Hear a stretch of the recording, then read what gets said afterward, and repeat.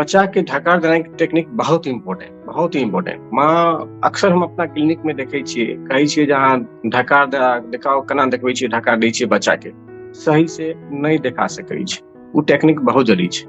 बच्चा के होल्ड करना है बढ़िया जगह बहुत जरूरी है। एक हाथ से बटक के होल्ड करियो, एक हाथ से माथा और गर्दन को के सपोर्ट दियो, बच्चा के लॉ के कंधा पर शोल्डर पर अना रखियो, ताकि बच्चा के जो चीन छे इस शोल्डर पर रहे और बच्चा स्टेबल पोजीशन में रहे। और की करबाक छे, ई पोजीशन में रखला के जगह दाया कंधा पर बच्चा छे तो दाया हाथ से धीरे धीरे करके छाती में पीछे तरफ से थपड़ी मारबे, धीरे धीरे कर थपड़ी मारबे, ताकि जे छे एक्सेस गैस छे पेट में धीरे करके निकल जाए। जनरली बच्चा 5 से 10 मिनट में ढकार दे दै छे, हवा मुंह से निकल जाए छे।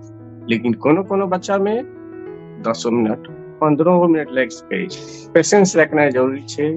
दिन हुआ रात हुआ, हर एक बार दूध पिलाला के बाद में ढकार देना जरूरी है।